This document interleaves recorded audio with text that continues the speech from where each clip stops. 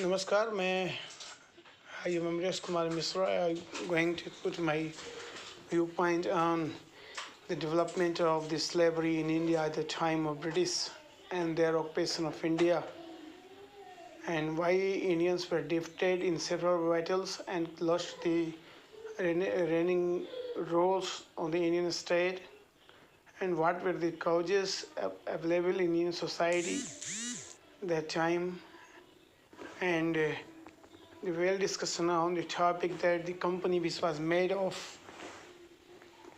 thieves and immoral persons were more weightier than the Indian people who were having great moral value and having the great past history of 5,000 years. Just we see that in modern India, the historical happenings started to take place after the death of the great Emperor Aurangzeb, who died in 707 and left no legacy and no powerful monarchy as he was. But the Indian wealth was spurious and was very much available to the successors, and the people who were there left were not forced and compulsorily needed to work hard, as the Indians were having much wealth, and the cause of the availability of the wealth caused several degeneration in the moral character of the Indian people in 18th century. As we study the historical happenings after the death of Aurangzeb and successors and the rise of several state powers, it completely ruined the character of the Indian people, who were highly embedded in morality and powerful and having great capacity to resist any foreign invasion, as we find at the time of the great Emperor Akbar and the establishment of the Mughal dynasty. But later on, we see that India having billions of population here, and with a company which was made of the thieves and non-competent and having no moral value commanders, and the company holders, for the sake of their own benefit, came into India and started to capture the Indian territory later on, as we see, and a kind of awkward, awry, and awful situation started to arise in the subcontinent. The causes are very deeply embedded in the character of the 18th century people, when we see that the Indian culture was of composite nature.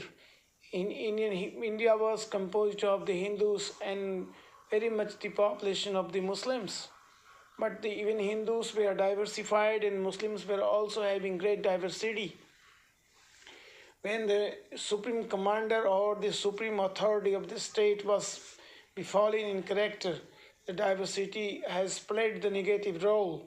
While there was no dearth of wealth, and because of dearthlessness in wealth, created the general debauchery in the moral value of the people. As we see that India was the center of trade, and so several trade companies came here and established their trade port here and started to do trade and by opening company, and there was 200 to 300% profit incurred to them, and it was due to the trade centrality of the Indian economy in those days. The great Mughal emperors and the brilliant Mughal emperors who created the Mughal Empire maintained the powerful state and economy in favor of India, but the degenerate successors started to destroy, and the state successors like the Murshid Quli Khan, Chin Qiliz Khan, and other powerful generals who were forced to wander at the state system and forced to leave the Delhi court.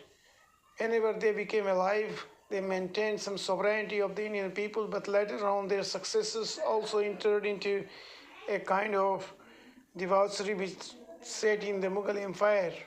If we talk about the history of other Hindu states like the Marathas, it is also very much awesome, as we see the rise of Raghova in late 18th century. The Raghova, the person who sold the Maratha sovereignty into the hand of the Britishers and was not lacking in the military capacity, as he several times defeated the Afghans and captured up to Delhi and hoisted the flag of Marathas up to the Attock. The definite circumstances of the hoisting of the flag of the Marathas attack was the great brilliancy which had been shown by Raghunath Rao or Raghova Dada, but the cause of the fall of Marathas were also laid in the overall texture of the society in which there was no unity.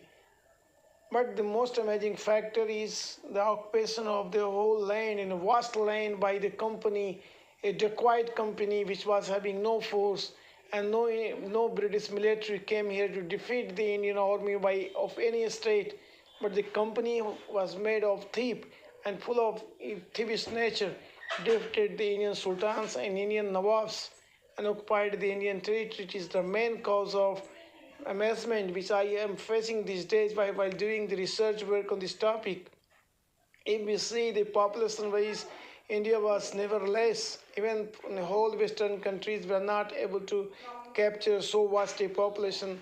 But if we see the technologically due to affluent in society, the people lagged behind, and this technological know-how forced the Indian people to remain backward at the time of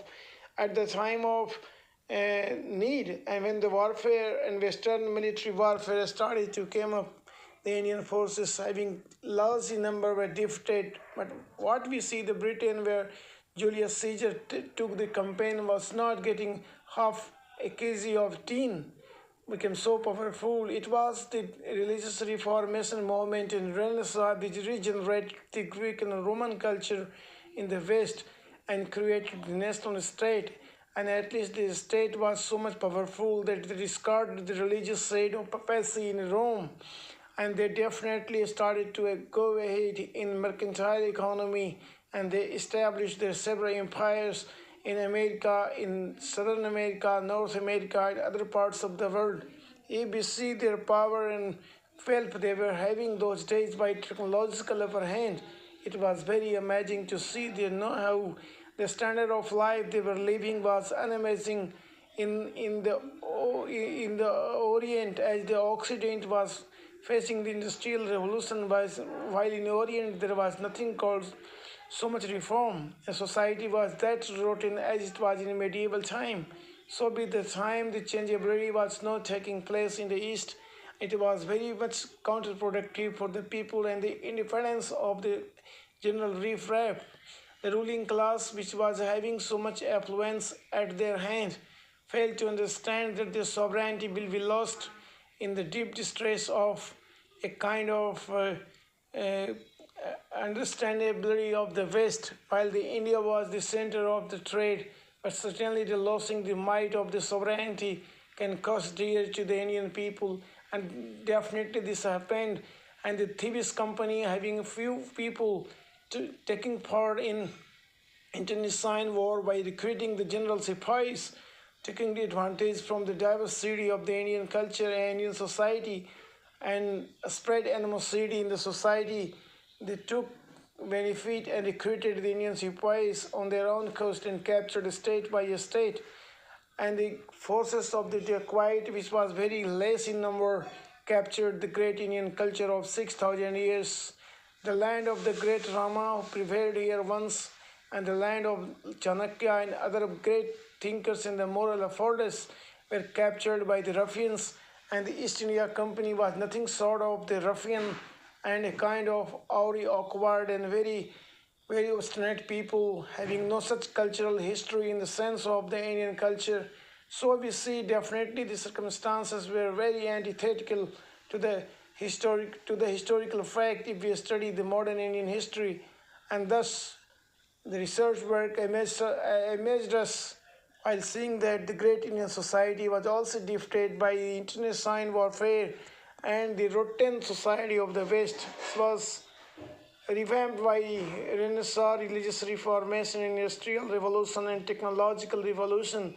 And so we see that India was made the slave of that society which was never standing before it and was not having so much power before it.